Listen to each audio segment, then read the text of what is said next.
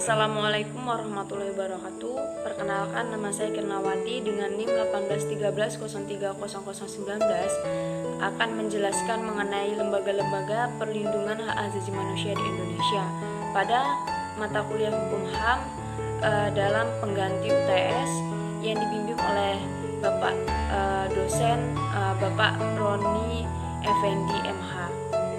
Di sini saya akan menjelaskan mengenai lembaga-lembaga perlindungan hak asasi manusia di Indonesia. Nah, sebelum kita menjelaskan atau mengetahui apa itu lembaga-lembaga perlindungan HAM di Indonesia, nah terlebih dahulu kita membahas mengenai Komisi Nasional Hak Asasi Manusia. Nah, Komnas HAM adalah lembaga mandiri yang kedudukannya setingkat dengan lembaga negara yang lainnya, yang berfungsi melaksanakan pengkajian, penelitian, penyuluhan, pemantauan, dan mediasi hak asasi manusia.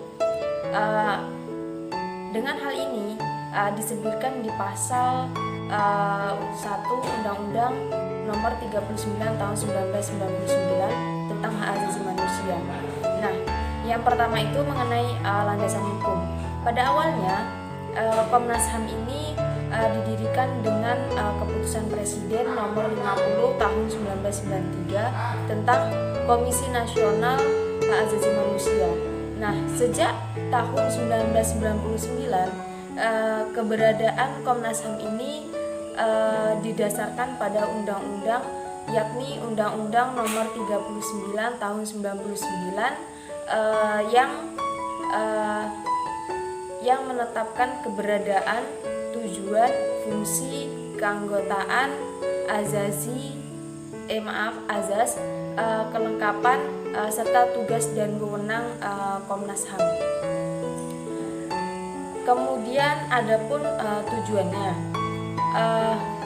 di dalam pasal 75 Undang-Undang tentang hak asasi manusia disebutkan bahwa tujuan dari HAM ini adalah yang pertama itu mengembangkan kondisi yang kondusif bagi pelaksanaan hak asasi manusia sesuai dengan Pancasila, Undang-Undang 1945 dan Piagam PBB serta Deklarasi Universal Hak Asasi Manusia.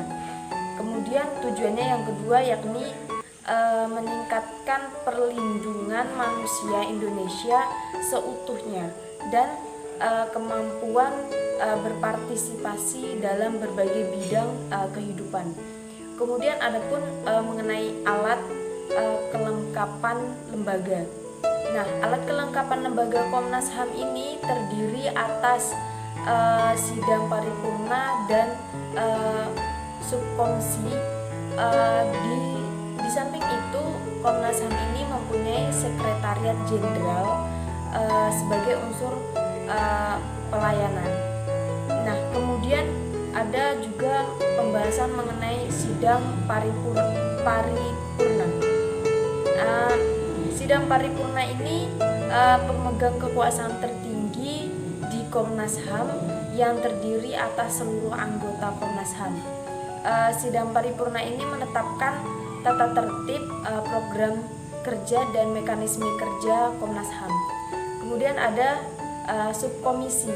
Nah, pada periode keanggotaan tahun 2017 sampai 2012, subkomisi Komnas HAM ini terdiri atas dua bagian. Yang pertama itu subkomisi pemajuan HAM yang terdiri atas fungsi pengkajian dan penelitian serta fungsi penyuluhan.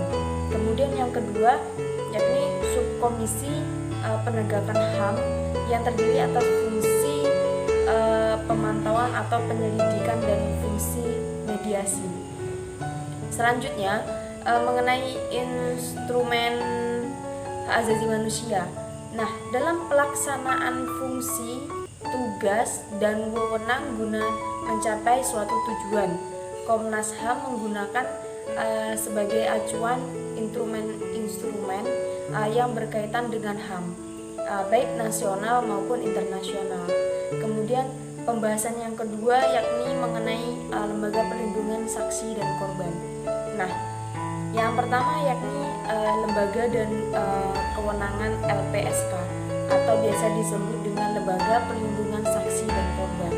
Nah, lembaga ini yang bertugas dan berwenang untuk memberikan perlindungan hak-hak lain kepada korban bagaimana diatur dalam Undang-Undang Nomor 13 Tahun 2006 tentang perlindungan saksi dan korban.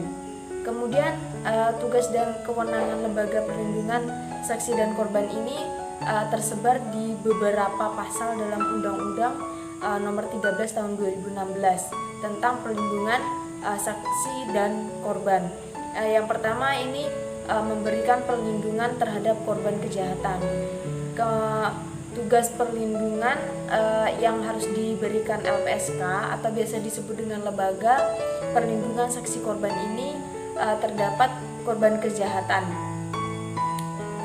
Didasarkan pada ketentuan pasal 12 Undang-Undang Nomor 13 Tahun 2006, bentuk perlindungan yang paling utama diperlukan oleh korban kejahatan ini yang harus diberikan oleh LPSK sebagai bentuk pelayanan terhadap korban, yakni sebagaimana yang dirumuskan dalam pasal 5 ayat 1 huruf A, yaitu perlindungan atas keamanan pribadi, keluarga, harta benda, serta bebas dari ancaman yang berkenaan dengan kesaksian yang akan atau sedang diberikan oleh korban. Kemudian yang kedua, yakni menerima permohonan dan melakukan pemeriksaan terhadap permohonan korban untuk perlindungan. Kemudian yang kedua yakni mengenai pembahasan hak, kewajiban korban dan saksi. Nah, hak dan kewajiban merupakan dua kata yang berbeda makna tetapi tidak dapat dilepaskan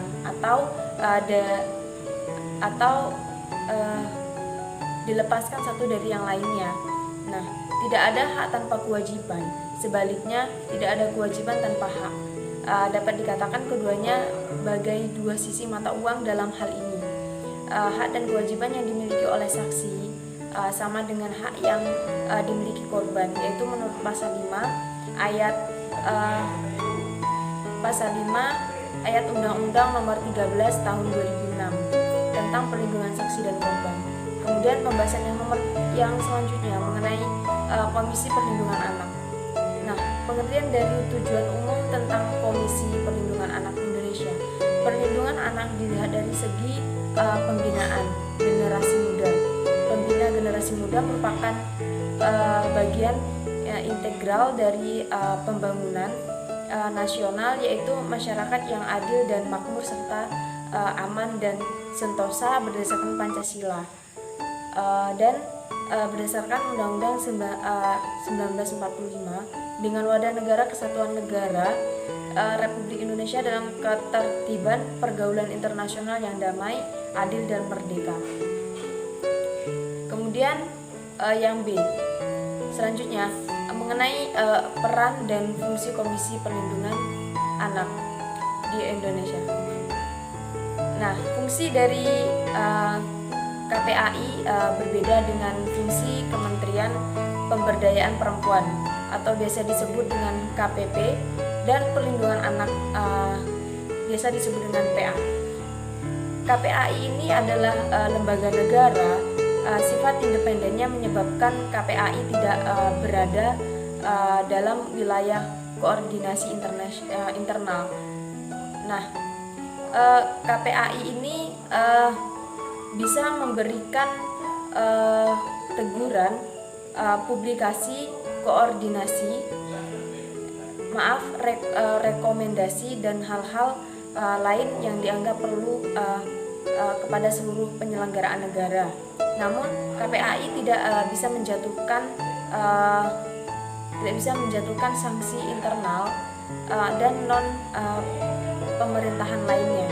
Namun sebagai sebuah lembaga pengawas, penyeimbang dan penyanding penyelenggaraan perlindungan anak, KPAI mempunyai kewenangan untuk memberikan penanganan sementara dan segera meminta instansi terkait untuk menjalankan fungsinya terkait dengan masalah anak. Baiklah, itulah yang dapat saya sampaikan atau yang dapat saya jelaskan mengenai lembaga-lembaga perlindungan hak asasi manusia di Indonesia. Nah, saya ucapkan banyak maaf dan saya akhiri dengan wabillahi taufiq wal hidayah. Wassalamualaikum warahmatullahi wabarakatuh.